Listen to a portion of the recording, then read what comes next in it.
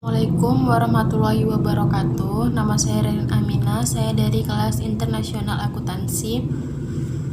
Nah, di sini saya akan membahas tentang sistem akuntansi pemerintahan pusat dan sistem akuntansi pemerintahan daerah. Sistem akuntansi pemerintah Indonesia. Sistem akuntansi pemerintah dibagi menjadi dua, yaitu yang pertama sistem akuntansi pemerintah pusat atau SAPP, dan yang kedua sistem akuntansi pemerintah daerah atau SAPD. Apa sih pengertian dari SAPP? SAPP adalah serangkaian prosedur manual ataupun terkomputerisasi mulai dari pengumpulan data, pencatatan, pengiktisaran, sampai dengan pelaporan posisi keuangan dan operasi keuangan pemerintahan. Adapun ruang lingkup SAPP.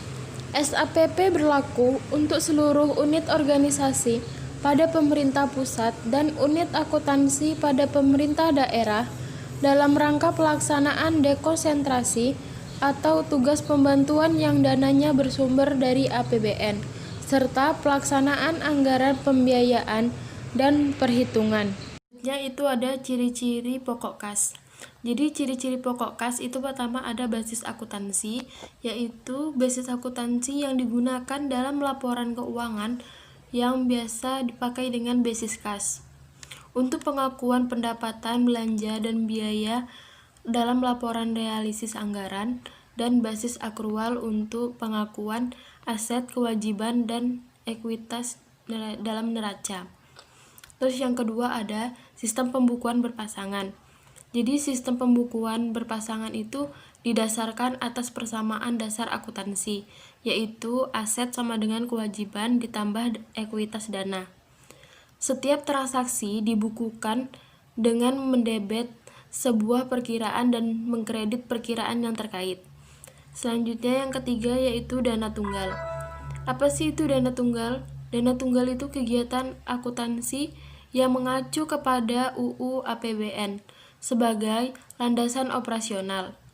Dana tunggal ini merupakan tempat di mana pendapatan dan belanja pemerintah dipertanggungjawabkan sebagai kesatuan tunggal. Selanjutnya yang keempat ada desentralisasi pelaksanaan akuntansi. Kegiatan akuntansi dan pelaporan keuangan di instansi dilaksanakan secara berjenjang oleh unit-unit akuntansi baik di kantor pusat instansi maupun daerah. Yang kelima yaitu bagan akuntansi standar. SAPP menggunakan akun standar yang ditetapkan oleh Menteri Keuangan yang berlaku untuk tujuan penganggaran maupun akuntansi. Kerangka umum SAPP berdasarkan PMK nomor 171/PMK.05/2007 tentang sistem akuntansi dan pelaporan keuangan pemerintah pusat. SAPP memiliki dua subsistem, yaitu Sistem Akuntansi Bendahara Umum Negara atau SABUN dan Sistem Akuntansi Instansi atau SAI. SABUN dilaksanakan oleh Kementerian Keuangan selaku Bendahara Umum Negara atau Chief Financial Officer. Selanjutnya, SABUN memiliki beberapa subsistem yaitu yang pertama, Sistem Akuntansi Pusat, yang kedua, Sistem Akuntansi Utang Pemerintah dan Hibah, yang ketiga, Sistem Akuntansi Transfer ke Daerah, yang keempat, Sistem Akuntansi Penerusan Pinjaman, yang kelima, Sistem Akuntansi Investasi Pemerintah, yang keenam, Sistem Akuntansi Transaksi Khusus, yang ketujuh, Sistem Akuntansi Subsidi dan Belanja lainnya, yang kedelapan, Sistem Akuntansi. Selanjutnya, Sistem Akuntansi Pusat. Sistem Akuntansi Pusat yang selanjutnya disingkat SIAP adalah serangkaian prosedur manual maupun yang terkomputerisasi mulai dari pengumpulan data, pencatatan, pengiktisaran, sampai dengan pelaporan posisi keuangan dan operasi keuangan pada Kementerian Keuangan selaku Bendahara Umum Negara. Sekarang saya akan membahas sistem akuntansi instansi atau biasa disingkat dengan SAI. SAI adalah serangkaian prosedur manual terkomputerisasi mulai dari pengumpulan data, pencatatan, pengintisaran, sampai dengan pelaporan posisi keuangan dan operasi keuangan pada kementerian negara lembaga. Jadi di sini sistem akuntansi instansi itu ada dua. Yang pertama sistem akuntansi keuangan dan yang kedua sistem informasi manajemen dan akuntansi barang milik negara. Pelaporan dan pertanggungjawaban dana desentralisasi, dekonsentrasi, dan tugas pembantuan. Di sini ada pengertiannya. Yang pertama, desentralisasi itu penyerahan wewenang pemerintah oleh perintah kepada daerah otonom untuk mengatur dan mengurus urusan pemerintah dalam sistem negara kesatuan Republik Indonesia. Yang kedua, dekonsentrasi, yaitu pelimpahan wewenang pemerintah oleh pemerintah kepada gubernur sebagai wakil pemerintah atau kepada instansi vertikal di wilayah tertentu.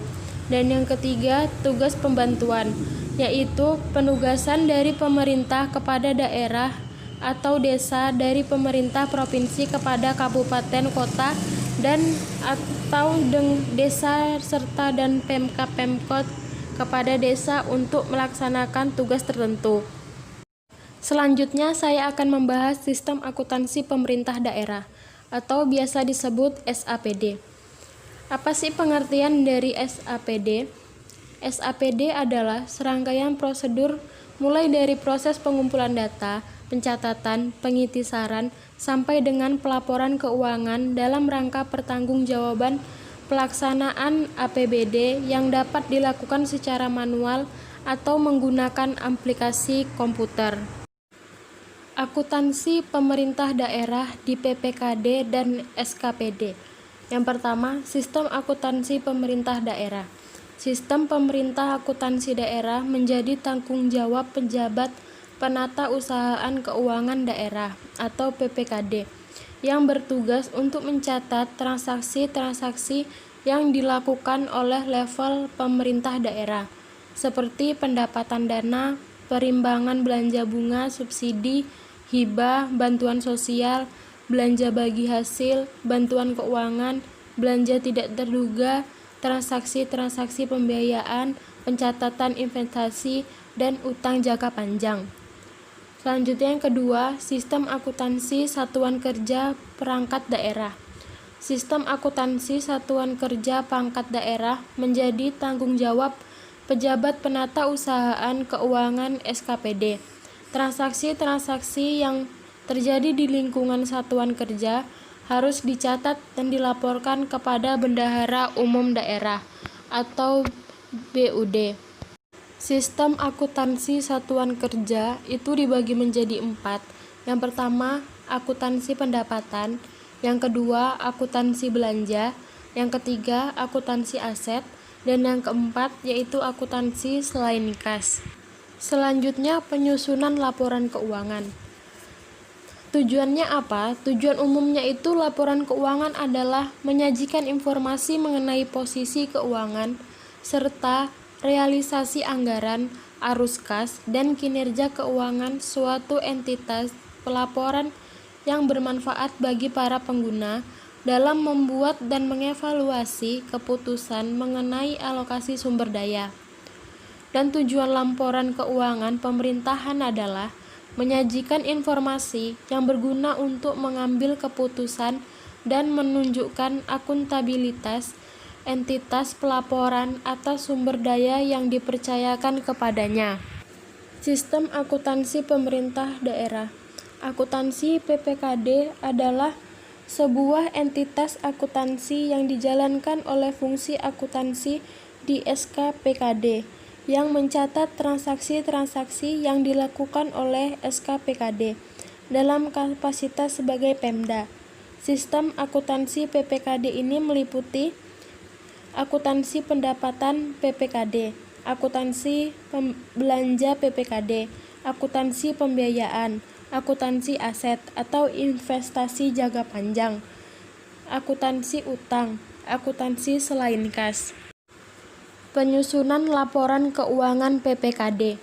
Laporan keuangan PPKD adalah laporan keuangan yang dikeluarkan oleh SKPKD dalam kapasitas Pemda yang akan muncul dalam laporan keuangan PPKD. PPKD adalah transaksi-transaksi pendapatan, belanja PPKD, dan pembiayaan laporan keuangan. PPKD ini nantinya juga akan dikonsolidasi bersama laporan keuangan semua SKPD menjadi laporan keuangan pemerintah provinsi atau kota atau kabupaten. Adapun kegunaannya PPKD yaitu menyiapkan kertas kerja sebagai alat untuk menyusun laporan keuangan PPKD, melakukan rekapitulasi saldo-saldo buku besar menjadi neraca saldo. PPKD membuat jurnal penyesuaian.